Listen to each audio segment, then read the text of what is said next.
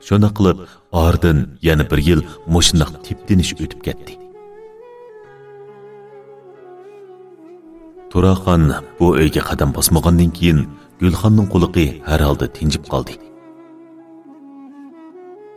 Onun ha deganda bizning holimizning xabari olmadiyay, uy ishi bilan kori bo'lmadiyay, o'g'limning hayotini bayron qildiyay, qalandiri kelgundi, chaplandi degandek yingdan sesiq kakridan qirtiq gaplarni qilib, kundi ko'tildab mengisini yeb, nervisini chechishdan qutulib qoldi.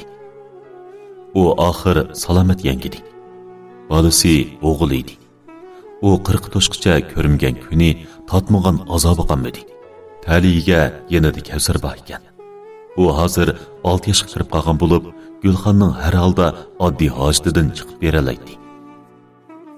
Gulxonning kunlari g'iriblik, miskinlik, cheksiz xiyol dengiziga qo'lboq selish bilan o'tib ketdi. Ba'zida kun-kunlab och qolgan chog'larimi bo'ldi. U 2 bolani agashtirib xizmat izladi. Ammo hech kim 2 bolasini so'rab yurgan ayolni ishga qabul qilishni xohlamadi. Ardın bir ay o'tganda Turaxon osmondan tushgandekla paydo bo'lib, uningga olamcha til haqorat yog'dirib, Kavsarni dushkarlab degandek ep ketdi. Gulxon uyda yana eriba to'lxotunga aylanib, kunlari g'urbatchilikda qoldi. Taqdir. Qizlarning erga tekis kelganda ko'zi ko'r, quliqi gaz, tili kekesh bo'lib qoladi. Hatta ota-onasimi ko'zga ko'rinmay qoladi degan bu gapni kimmi qilgan bo'g'aydi. Gulxonning ko'zi liqida yoshga to'ldi. Kunlar bir izida takrorlanib o'tmoqda edi. Mush kunlarda Komil qimir o'ynab, uyni quruqdab qo'yganni ozdab, pat-pat uyga har xil, har yangi ayollarni boshlab kelib, Gulxonning ko'zi ichida badqiliqlarni qilishadigan. Ba'zida texi o ayollarni o'z uyida qo'ndirib qilib, Gulxonning yuragini ezadigan bo'lib oldi. Gerçi Gulxon Komilga nurg'un qitim yelinib yalurgan, qo'pol tekkan bo'lsa-mu, ammo buning hech qanday foydasi bo'lmadi. Aksicha Komil bag'on siri haddidan ishqa, deganda Gulxonni qizimning beshiga chiqqan qotil, oyiga yarashmas nasbasqo'r deb haqorat qilib, urib tasab, onu xitini erishga zo'rlab, uydan qo'g'lashga tayyor turadigan bo'lib oldi. Gulxon qanday qilishni, nega berib, kimga dad to'kishni bilolmay tingirqidi. Yuragi laxti-laxti qon bo'ldi. U oxir qat'iy niyatga kelib, Komil bilan ajrashib ketib, o'zga tushliq bir xizmat tepib, hol kunini ozroq yaxshilab olgandan keyin ondan yurtiga qaytib ketishni o'yladi.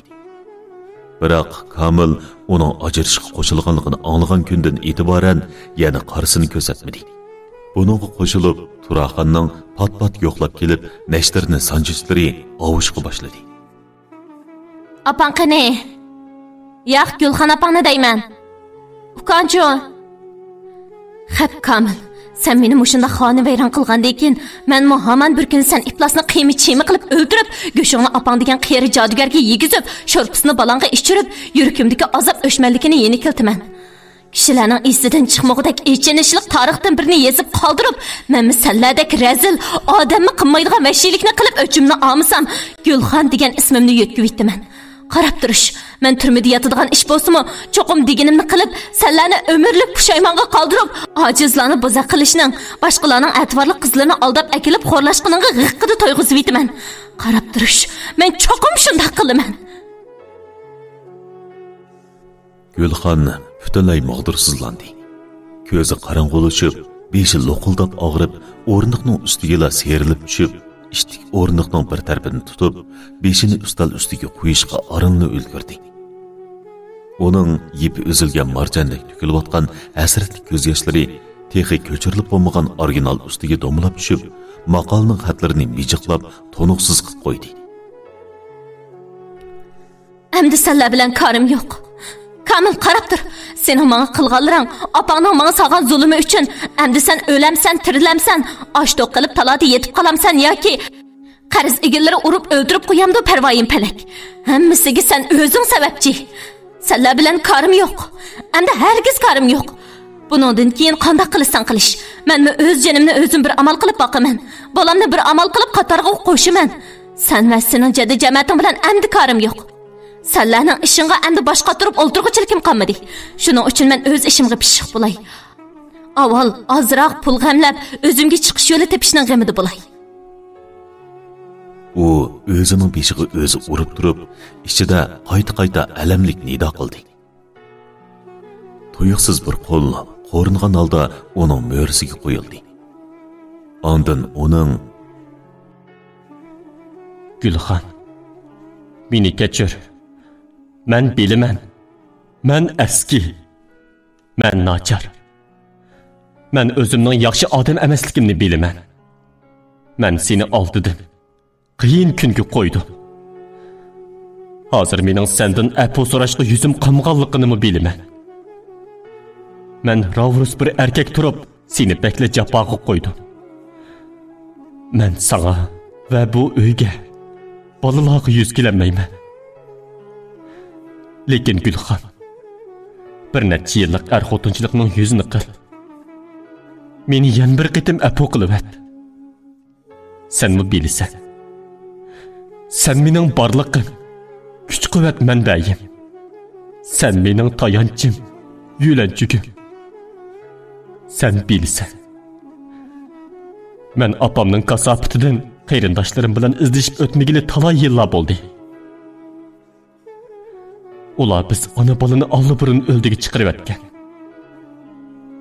Ularning umrida bizdek nachar qarindoshlarini izlashi mumkin emas. Mushu qarni to'ymas o'sal apam bo'g'achqila. Men to'y ishida xotirjam o'tib boqmadim. Apamning kasofatidan necha qitim to'y qilib, necha bolani yetim qildim. Endi mushu bolamizni bo'lsam yetim qilmay tan qatorga qo'shayli jinim Gulxan.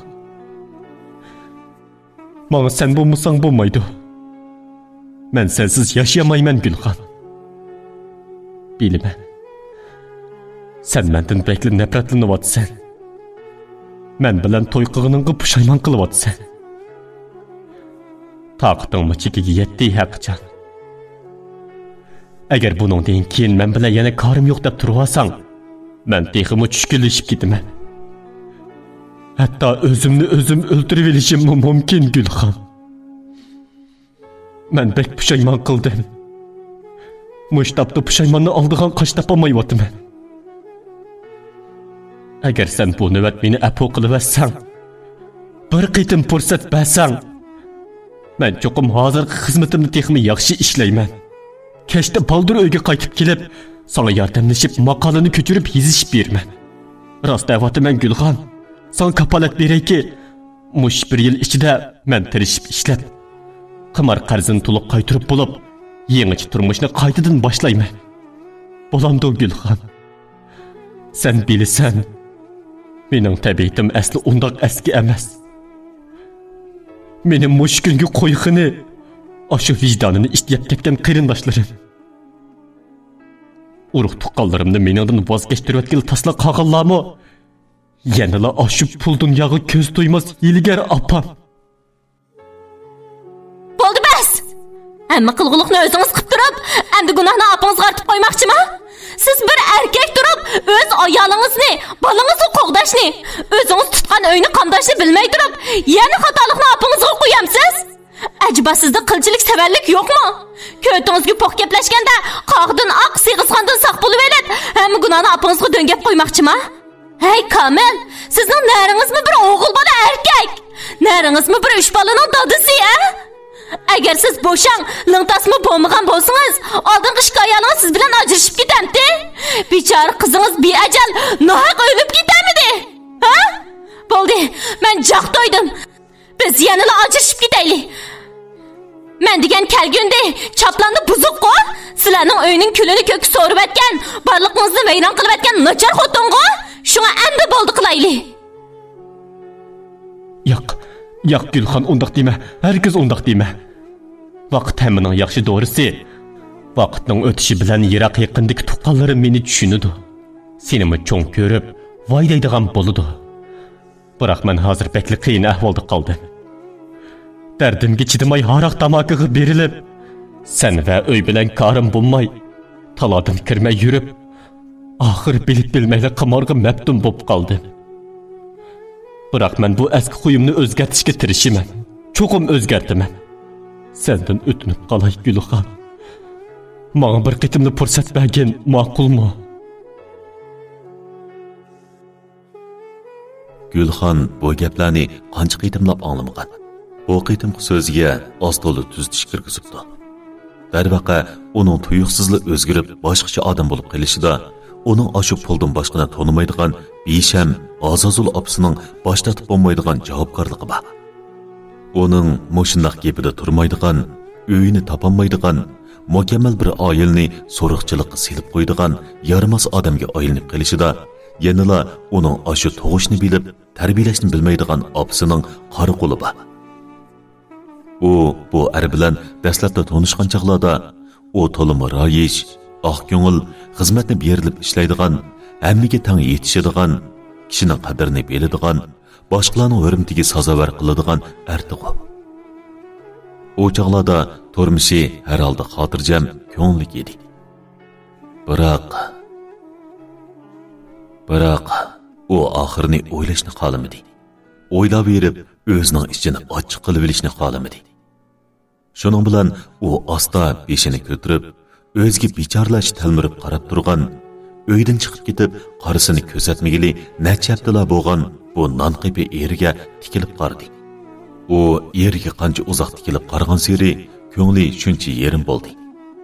Bu u shuncha cho'nqur, shuncha yaxshi ko'radigan Jinini bir qitim qutqizib qolgan, bir ko'ribla oshiq bo'lib qolgan Ularning birlashishi nurg'un azarchilikdan keyin ondan amalga oshgan. Onunga yatib bo'lish uchun o'qishdan voz kechgan. O'z muhabbati uchun zo'r badal to'lab, oshu suyimlik ota-onasidan ota-bolalik munosabatni uzishga majbur bo'lgan. Chunki ota-onasi O'rnisadin Komil va uning opsining ba'zi bir taraflarini anglagan bo'lg'ishqa, qizining keyingi baxtini ko'zda tutib, bu to'y ishiga rozilik bermay, qizini davomli o'qishga undigan. Hatto qizining bak erga takkisi bo'lsa, o'zlarining savdo sohasida amdi bosh ko'tarib chiqqan bir katta savdogar yaqin do'stining o'g'liga yotliq qilmoqchimi bo'lgan edi. Biroq u ota-onasining gapini keskinlik bilan rad qilib, bu to'y ishini qo'llamasa o'lib olganligini deb jar soldi. Hatto ota-onasidan voz kechib, o'zining qalb to'ridan o'rin olgan, barliq asiyatini egallab olgan bu yigit bilan to'y qilish fikrida ching turib oldi. Oxirgi berib, o'zining orzusiga yetish uchun uyni, ota-onasini tashlab qaytib chiqdi. Mana, ko'zni yumib ochqicha necha yil o'tib ketdi. Keyin u o'zi yaxshi ko'rgan bilan to'y qilibmi murodiga yetgan bo'ldi. Ammo nim bo'ldi? Shundan e'tiboran u o'z ota-onasini qayta ko'rmadi. Izlab berishqimi yuzi chidamadi. Shundan e'tiboran barliq urug' tuqqanlari va asldagi ijtimoiy munosabatidan ayrilib qoldi. Amdilikda eri uni azoblamoqda. Yuragini laxti-laxti qon qilmoqda. U ota-onasining gapini tingshimay to'y qilganmi bo'ldi? Bolalikmi bo'ldi? Biroq u hozir nimaga erishdi? Nima kunga qilib o'tdi? Yaqi yurtga kelib, oram bir turmushi o'z iziga tushib, kunlari xotirjam o'tishga boshlaganda eri dastlabda aroqqa ugunib qoldi. U buni erim ish pushqiga chidamay ishgan bo'z kerak deb o'ylab ortiq gap qilmagan edi. Lekin u davomli qaddidan eshib, turibli qimarga ugunib qolib, topgan targinini uyga emas, odil qimarxonaga sepib beradigan bo'ldi. Mana hozir mush 3 eg'izliq qo'ni uyda qisilib, sig'dilib o'tishga majbur bo'lyapti.